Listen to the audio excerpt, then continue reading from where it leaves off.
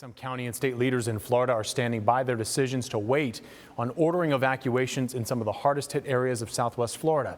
Our I-Team investigator, Katie LaGrone, spent the day digging deeper into Lee County's emergency evacuation plan and why it appears some of the county's own evacuation policies were not followed.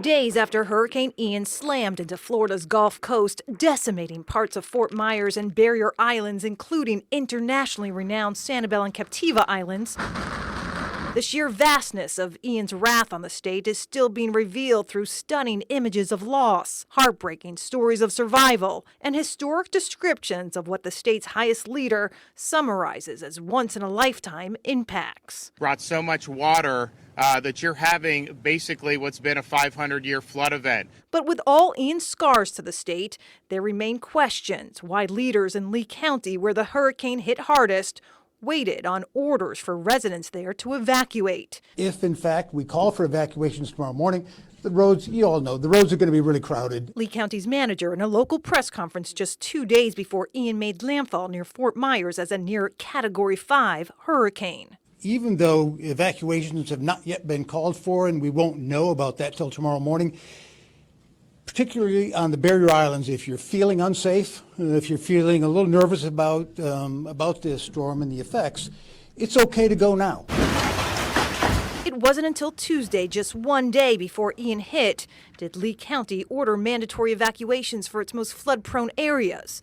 But it was a call made a day after neighboring counties started to evacuate and a day after models from the National Hurricane Center warned of the potential for life-threatening storm surge, with the highest risk from Fort Myers to Tampa Bay. Everyone wants to focus on a plan that might have been done differently. Lee County leaders, including its sheriff, standing by their decisions. I stand 100% with my county commissioners, my county manager. We did what we had to do at the exact same time. I wouldn't have changed anything. The governor also offering support. These local governments have their procedures in place, and they do that based on what the data in front of them is. But according to the county's own emergency response plan, decisions on evacuation should be initiated on a sliding scale and can be called even if there's a 10% chance storm surge could reach 6 feet. There's actually boats thrown into the mangroves. Days before Ian made landfall, the state's public safety director lamented about its challenging path. In my 33-year career of public safety, this may be the most difficult storm that, as far as track guidance is going. Days after its destruction here, he also offered his support to county decision makers. Emergency management directors do not have a crystal ball. Emergency management directors have a ton of scientific data, storm surge models, and so on, but they made the best decision on the information they have at the time. Info that always put most of Florida's Gulf Coast in the cone for residents and county leaders to see and decide if leaving was worth it.